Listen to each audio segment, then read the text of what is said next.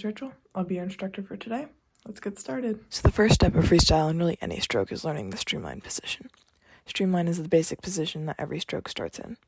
In order to practice streamline on land, stand really tall, put your hands up over your head, squeeze your ears with your arms, and overlap your hands. When you're in streamline position in the pool, except with backstroke, you'll be in the same position but on your stomach. I recommend practicing pushing off the wall and gliding in this position until you are comfortable. The next step is adding a freestyle kick, also known as flutter kick. Here I'm doing flutter kick while in streamline position. As you can see, flutter kick is an alternating kick and should be performed on the surface of the water. Don't be afraid to cause some splashing. As far as technique goes, the kick motion should start from your hips and not your knees.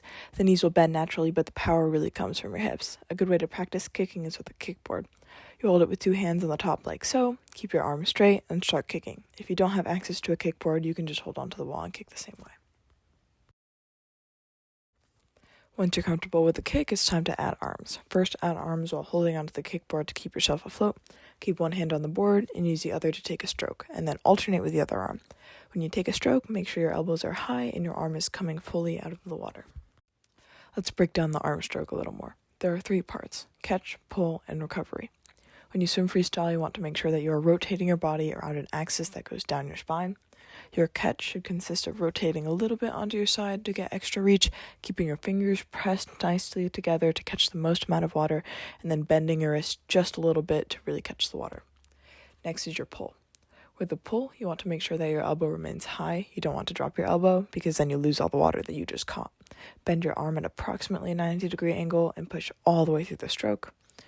Next is the recovery, where you bring your arm back to streamline position, ready to do another stroke. Keep your elbow nice and high during the recovery and keep it as smooth and fast as possible. And next we add breathing. I already mentioned that during freestyle we want to rotate along a straight axis that goes down your spine. As such, it is important to move the head as little as possible.